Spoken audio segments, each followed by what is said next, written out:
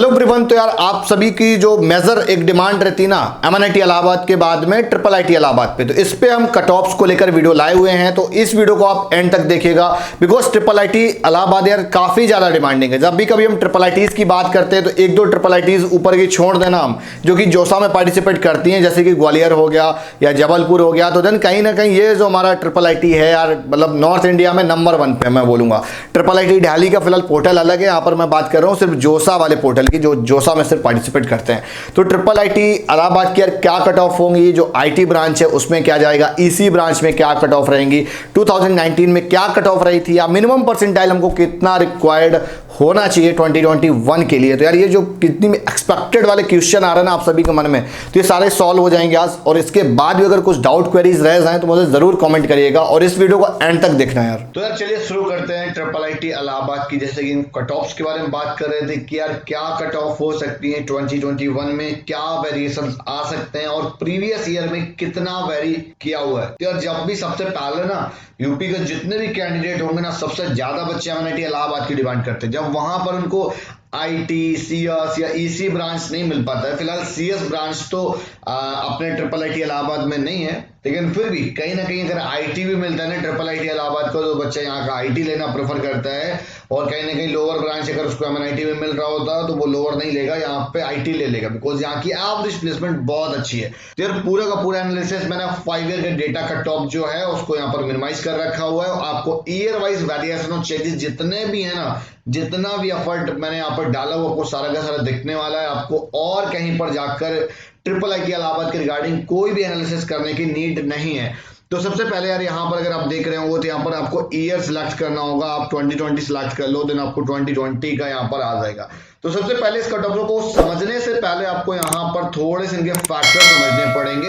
NITs में home state other state का factor आता है, यहाँ पर जोसा लास्ट राउंड की कट ऑफ है यार। अगर जैसे कि 2016 में और 2020 में 6th राउंड तक मतलब जोसा की काउंसलिंग हुई थी, रिमेनिंग में 7th राउंड तक होती रही है। तो वहां का मैंने 7th राउंड कंसीडर किया और यहाँ का 6th राउंड लेकर मैंने पूरा एक दूसरे में यहाँ पर पूरा कोलैब करके एक प्रॉपर डेटा बनाया हुआ है, मतलब सबको मिक्स करके। ठीक है, यहाँ पर यार देखोगे ऑल इंडिया कोटे से ही काउंसलिंग होती है ट्रिपल आईटी की। तो ट्रिपल आईटी इलाहाबाद है, जैसे कि Indian institute of information technology Allahabad में यार यहाँ पर 2 ब्रांचेस आपको मिलेंगी, एक आईटी और एक ईसी। आईटी में यार एक इनके पास बिजनेस इंफॉर्मेटिक्स है, तो वो भी 4 ईयर का प्रोग्राम है, वो भी आप ले सकते हो। प्रोग्राम में कोई इश्यू नहीं है। मैंने सबसे पहले यहाँ पर यार ईयर सिलेक्ट कर लिया है 2020 में। लास्ट ईयर में अगर हम देखना चाहे कितने तक कट ऑफ वैरी किया था, तो आप जनरल कैंडिडेट का देख सकते हो 9250 तक ये जनरल रैंक तक गया हुआ था।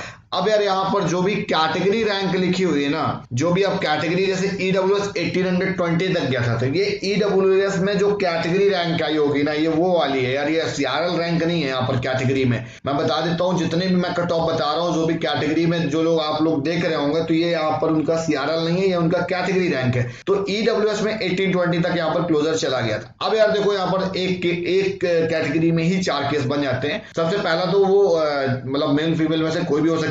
जेंडर न्यूट्रल वाला जो सीट होगा वो मैंने यहाँ पर कंसीडर कर लिया, 90 to 150 तक क्लोज किया था। उसके बाद जो वो फीमेल कैंडिडेट थी, तो देन आपका बेटा क्लोज हुआ होगा 15,696 पर क्लोजिंग रहा था लास्ट ईयर।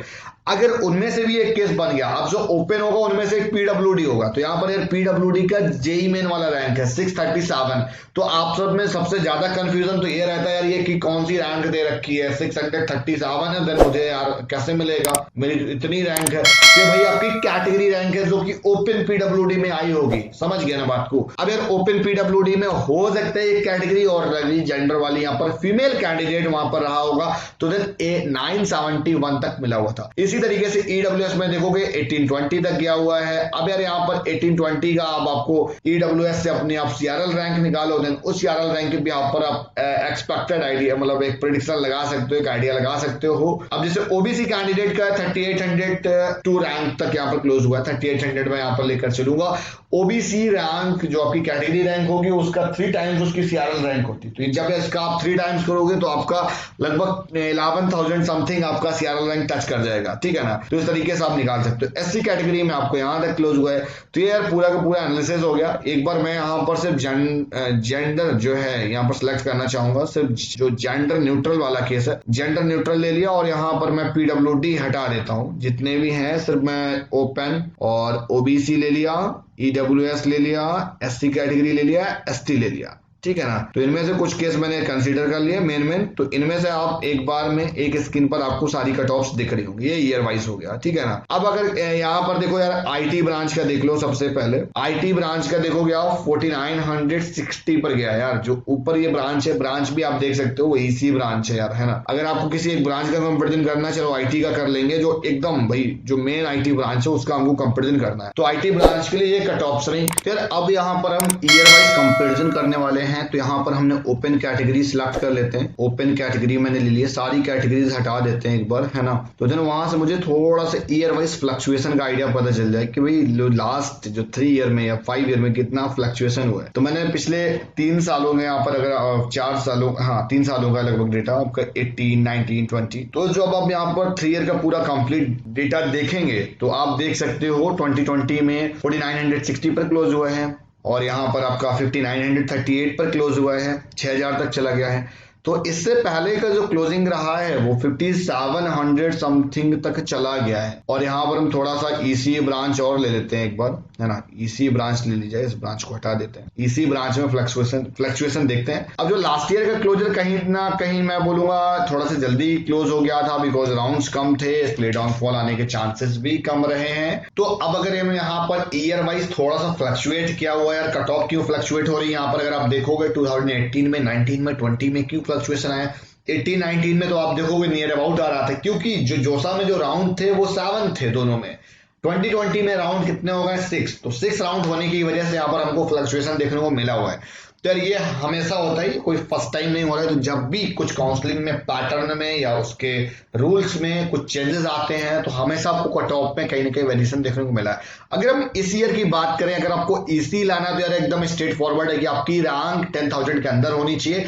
अब यार देखो CSAB के लिए आपको थोड़ा सा वेट करना पड़ेगा, उस पर भी अपना रिसर्च चल रहा है कि कितने तक फ्लक्चुएट करेगा, क्या हो सकता है। ये एकदम सेफ साइड जोन है। अगर आपकी 10,000 अगर आपकी रैंक आती है, अगर आप जनरल कैंडिडेट हो तो देन आप एक अच्छे इंस्टीट्यूट में जा सकते हो जिसकी 15-18 लाख रुपए एवरेज प्लेसमेंट है। और जैसे कि IIIT लखनऊ कितनी है भी। अब यहाँ पर अगर थोड़ा सा हम IT जो बिजनेस इंफॉर्मेटिक वाली ब्रांच है उसमें देखेंगे तो 7057 तक गया हुआ है, 5537 तक गया हुआ है। तो बहुत ज्यादा मतलब फ्लक्चुएट नहीं हुआ है जाके, मतलब लिटिल बिट हो रहा है। तो आप 2020 की कहीं ना कहीं क्लोजिंग जल्दी गई थी, लेकिन इस बार मुझे ऐसा लग रहा है कि कहीं ना कहीं कॉम्पिटिशन यार हाइक करेगा।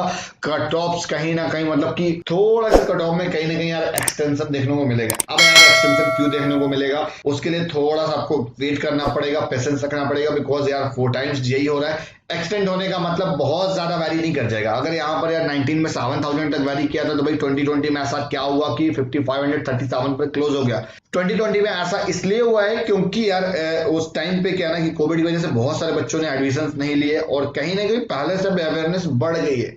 तो जो आगे के जो कैंडिडेट है वो कहीं ना कहीं IIIT बैंगलोर निकल जाते हैं, बिकॉज उनका उसको आइडिया नहीं रहता है। और इसी तरीके से और भी इंस्टीट्यूट हैं जो कि आज के टाइम पे जेई को लेकर काफी अच्छा मतलब कि कर रहे हैं, लेकिन पहले को लोगों को पता नहीं होता था। दैट्स वाई कि लोगों की कट ऑफ थोड़ी एक्सटेंड कर जाती थी।